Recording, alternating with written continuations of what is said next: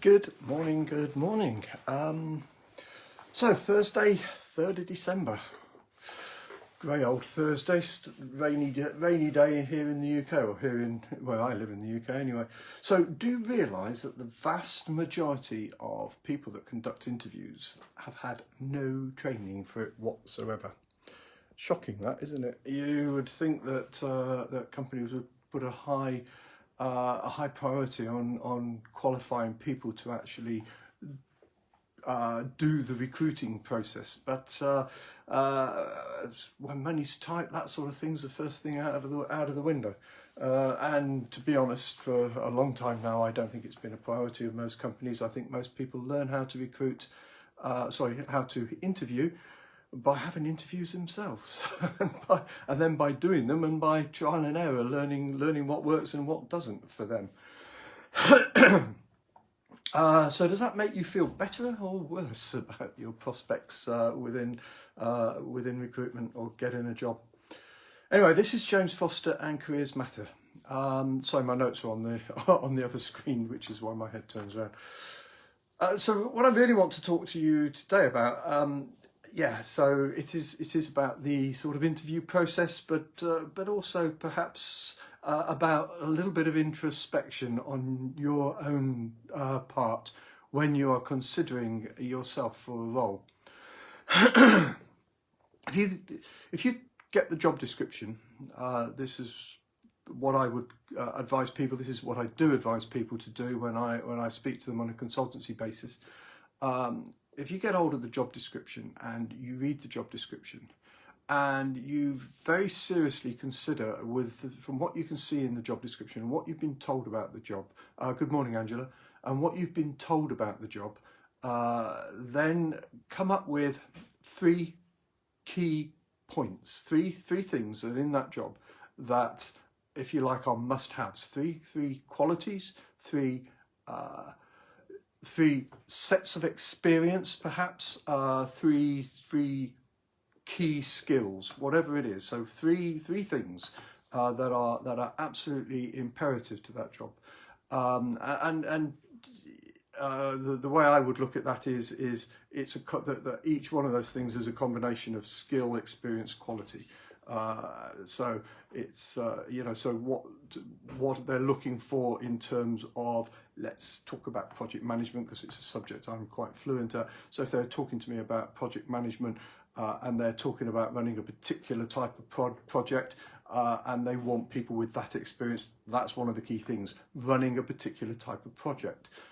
So that's an either it's there or it isn't there, isn't it? And then you look at another aspect of it, so the particular type, but they want you to have done a certain scale of project. And so you have to look, okay, so they're looking for a particular scale, whether that's measured in terms of money, in capacity, in size, whatever that scale is, and that might be another one of the qualities.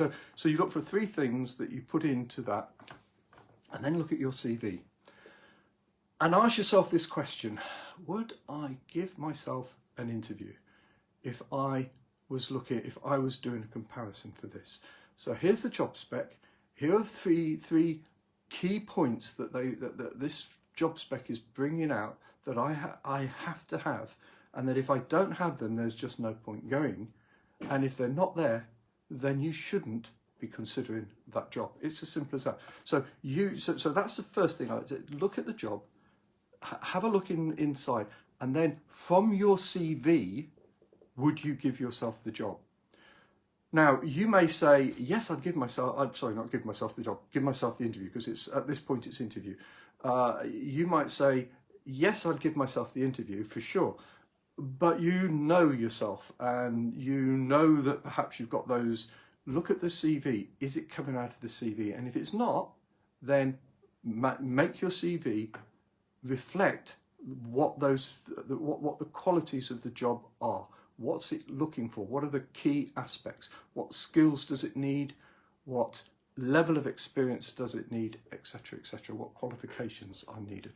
Those things. Make sure that they are reflected in your CV, but not just in your CV, right at the front of your CV, where people are going to look first. pick up the page, first thing they look at is that top portion. It's the top half to two-thirds of the page. That's the selling point. That's where you have to make sure that you have highlighted your experience and your achievements within the areas that are referred to in the job description. And if they're not there, and if you can't honestly put them there, it's not the right job for you. So that's the first thing. My first tip is always look at the job spec, then look at the CV. If you wouldn't give yourself the job, something's got to change. You've either got to go for another job, or you've got to tweak your CV to reflect that more accurately. Then I would extend that to the interview process. You've got the interview. So we're now going into the interview. You've got the job spec. You know what is needed. Now, I've said look at three things. If I was conducting an interview, I'd be looking at probably 5 things. It's always an odd number, by the way, and 3 and 5 and what have you. And there's a good reason for that. It's the point of this is to make sure if you are qualifying somebody, then you should be looking at a certain amount of significance in terms of the job and a certain amount of significance in terms of the organisation and the team and the structure. So when I'm looking at conducting an interview, I'm looking for the ability and the capability for sure, but then I'm also looking at another two aspects. Those 3 things are the technical skills, etc. And then another 2 of those things, or 2 things I look at are to do with the culture and the personality, so that I can see that in the person when I'm bringing them in for an interview. Basically, do I get on with them? And do I think they're going to get on with the team? Those are the sorts of things that I'd be looking at. But when you're going into the interview, you go back and at this point you should have done some research into the culture of the organisation. You should know a little bit about it. That you can find things out from the website. You can find things out from the recruiter. There's nothing wrong with asking questions before you go. Excuse me, I've got a spot in front of my eye there. There's nothing wrong with going into the beforehand, going into HR or whoever, and just asking some questions of the team, of the culture, of the structure, how it's all put together. They should be able to answer you. The recruitment part of the organisation should be able to answer, or the recruiter that you're working with should be able to get you an answer. And if they can't, okay, fair enough. It's one of the things you should then bring out very early on in the interview process. But going into the interview, you've got to be prepared again for what you have considered, and it's got to be your consideration unless you're given some steerage along the way, and you can ask for that as well, as to the three points that you really want to make sure that you get across in the interview. And it will probably be the same 3 points that you wanted to make sure was in your CV, because you've already made sure that it's in your CV. They've invited you for the interview. You pretty much hit the spot. Therefore, you can build upon upon what you've already done to make sure that you've got a certain fluency going into the interview in those particular areas. So you can talk, as a project manager, you can talk about the projects that you've managed in a lot more detail around what's already got you into the job, into the interview in the first place, if you get what I'm trying to say here. So the point of that is so that you know, one of the questions I get asked a lot when it comes to preparing for interview is, how do I know where to focus my research? How do I know where to what I need to, you know, this is a big subject. They can ask me any questions. Well, this is how you know. This is you have to make certain assumptions so that you don't have to go and revise everything, because you can't do that. Then you make sure that you've revised those areas that are crucial to the job. Quite often, if I'm taking a job order as a recruiter, I will have asked the hiring manager, when I can get access to the hiring manager, which these days is getting increasingly difficult, but when I get access to the hiring manager, I will have already asked them about those key components. So I've already, as a recruiter, because I'm looking for the people based on that myself, and then I can give that information to the candidate so that they can prepare effectively. So this is all about making that effective preparation and focusing on the areas that are going to be important in the interview, rather than on a sort of a more scattergun approach to it. So, you know, understanding what the job is about will give you some pointers as to where you need to really concentrate in your preparation for the interview. I hope that's come across as because sometimes some of these ideas are difficult to actually get across verbally, but it's so when this is going, just taking that a little bit further now, when you actually do your preparation for the interview, then that what I would do is, as I would look at the job spec and then see if that's reflected in the CV, what I would do is I would consider the types of questions that I'm going to get asked, and I would prepare answers for those questions. And by that's quite a straightforward process to do that.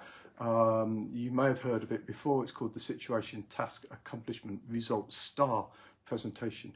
The idea is that you build up a little story that reflects around those, what you have considered to be the 3 or 4 key areas that need to be addressed. Now, you either do it in 2 or 3 examples of projects that you've worked on and bring all 3 components into that project, or you do 3 separate examples for each of those 3 components that you've identified as being important. But you would basically prepare a little story around something that you've actually done, an achievement, and this should be that if you've done this ahead of time, and in actual fact, you almost should have done this before you started your job search. In fact, you should have done this before you started a job search. You should have done this before you even wrote your CV. Consider the various projects that you've worked on, the various achievements that you've had, and prepare these star presentations, and have and maybe have a batch of 5 or 6 or 7 of these across your whole of your career. But specifically for the interview, you're looking to do 3 of these, 2 or 3 of these, to incorporate the 3 components that you've already identified that you want to make sure that you've covered in good detail before the interview. Situation, task, accomplishment, result. So the project, so there's a challenge that you've had. The situation is around that challenge. So what was the situation? What was the problem that needed to be solved? What were what was the issue that was happening within your organisation, in your client's organisation?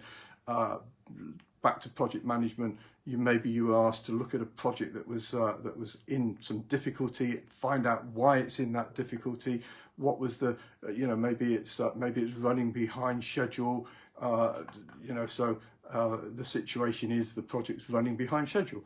The task would then be, in that particular case, well, we had to review all the aspects of the projects to understand what components of it were actually causing the delay, because obviously projects are all related work streams and work components, and